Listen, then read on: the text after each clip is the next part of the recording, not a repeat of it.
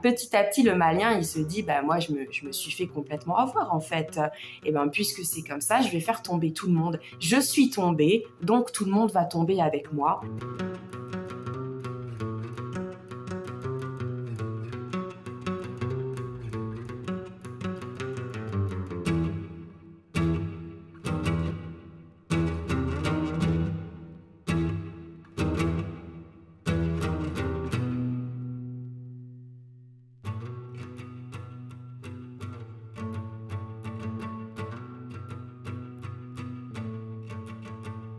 Il y a la corruption, le blanchiment de l'argent, il y a falsification des papiers et aussi il y a trafic de drogue à haut niveau, au niveau national et au niveau international. Ceci porte atteinte à la dignité de tous les Marocains.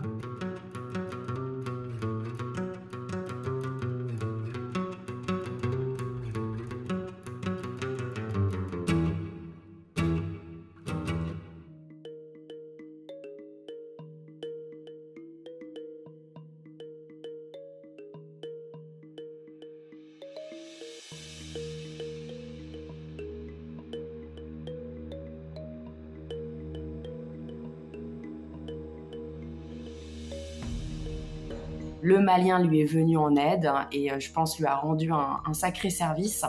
Et en contrepartie, ce riche marchand lui a donc offert sa voiture. Le Malien l'a vendue et il a envoyé la somme. Donc là, le riche marchand s'est dit « Ok, je suis vraiment tombé sur quelqu'un de très honnête » et il l'a lancé dans le commerce de voitures entre le Sahel et l'Europe.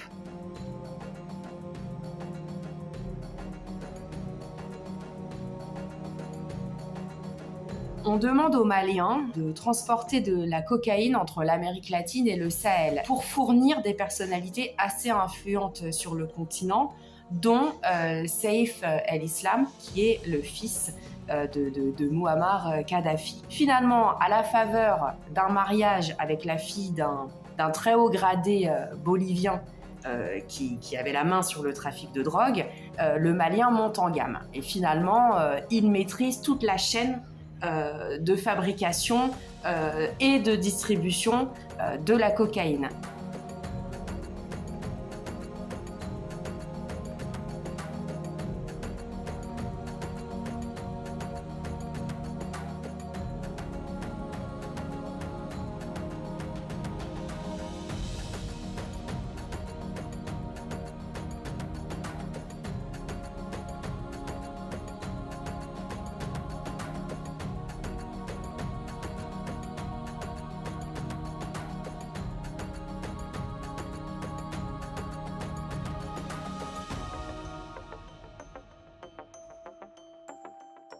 En 2015, le Malien, il fait l'objet d'un mandat d'Interpol.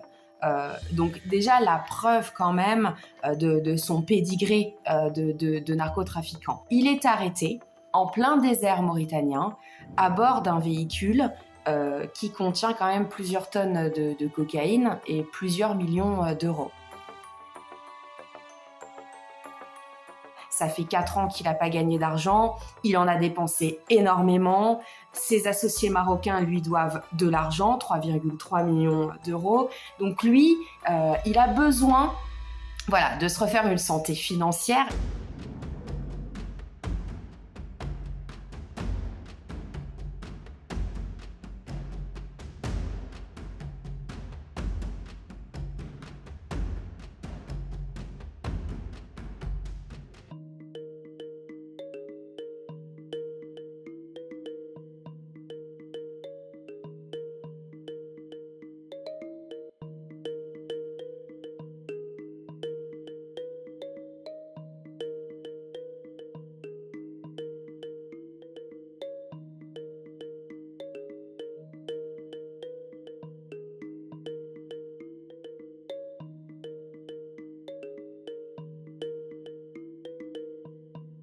Ces 40 tonnes de résine de cannabis sont transportées par des camions qui ont appartenu aux Maliens à une époque, mais qu'il avait entre-temps revendus à Saïd Nassiri et à Abdelnaby Biwi. Quand les policiers font cette saisie, ils remontent directement aux Maliens parce que Biwi et Nassiri n'ont jamais changé le nom sur d'éventuelles cartes grises ou n'ont pas fait les démarches administratives. Le Malien estime que c'est à cause de ça qu'il est tombé.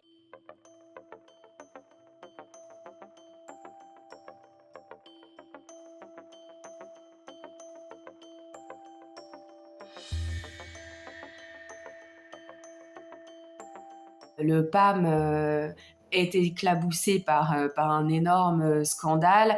Dans l'esprit des gens, on va faire un lien entre la corruption, le narcotrafic, les pratiques mafieuses et ce parti.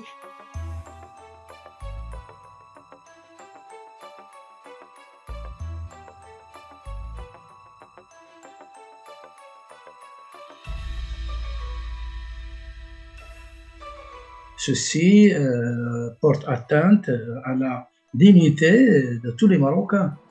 Parce que si on trouve des parlementaires ou on trouve des responsables politiques qui gèrent des communes ou qui gèrent des grands clubs qui font ces crimes, ça devient beaucoup plus dangereux pour la sécurité nationale.